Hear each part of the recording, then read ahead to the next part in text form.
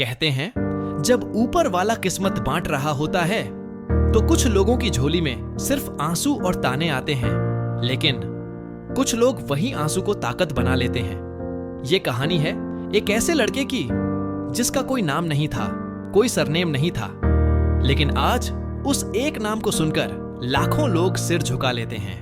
बिहार के एक छोटे से गांव में रेलवे स्टेशन के पास एक बच्चा पड़ा मिला। न कपड़े थे, न कोई पहचान, कोई उसे छोड़ गया था, बस एक पर्ची के साथ।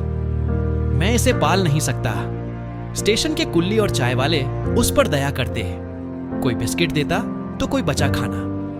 नाम किसी ने नहीं दिया, सब उसे छोटू बुलाने लगे। छोटू दिन भर स्टेशन पर इधर उधर भटकता, यात्रियों के झूठे बर्तन धोता, जूते पॉलिश करता और रात को बेंच पर सो जाता। एक दिन स्टेशन पर एक बुजुर्ग टीचर आए, रमेश बाबू।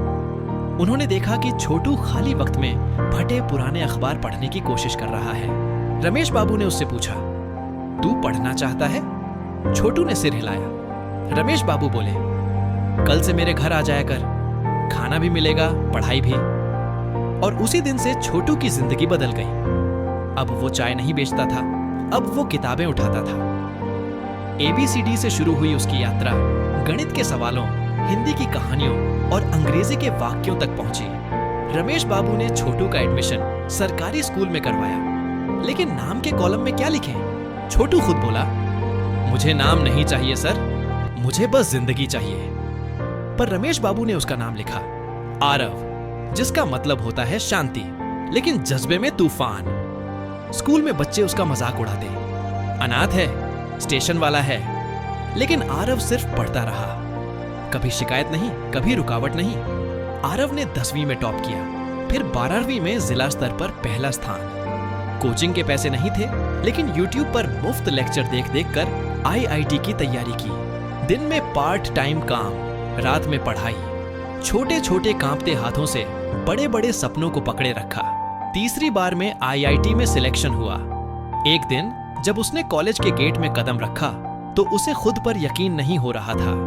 एक ऐसा लड़का जो रेलवे स्टेशन की बेंच पर सोता था, अब हॉस्टल के बिस्तर पर लेटकर फिजिक्स की किताब पढ़ रहा था। IIT में आते ही आरव ने खुद को कंप्यूटर साइंस में झोंक दिया। फ्रीलांस प्रोजेक्ट्स किए, एप्स बनाए, कोडिंग कंपटीशन जीते। एक स्टार्टअप शुरू किया, बी नाम टू ब्रांड, जहां वो अनाथ बच्चों को कोडिंग सिखाता था और स्कॉलरशिप दिलवाता था। 3 साल के भीतर उसका स्टार्टअप इतना बड़ा हो गया कि एक मल्टीनेशनल कंपनी ने करोड़ों में खरीदने का ऑफर दिया, लेकिन आरव ने मना कर दिया। मैं नाम नहीं कमाना चाहता, मैं नाम देना चाहता हूं। आज आरव एक मोटिवेशनल स्पीकर है, एक कोडर, एक समाज सेवी और सबसे बड़ी बात, अनगिनत बच्चों के लिए एक उम्मीद जहां कभी नाम तक नहीं था। आज हर स्कूल की दीवार पर लिखा है, हम सबके अंदर एक आरव छुपा है, बस पहचानना बाकी है। तो अगर आपको लगता है कि आपके पास कुछ नहीं है, तो याद रखना, किस्मत जब कुछ नहीं देती तो शायद सब कुछ देने की तैयारी कर रही होती है। आपकी शुरुआत चाहे जितनी भी कमजोर हो, आपका अंत प्रेरणादायक हो सकता है। बस हार मत मानो।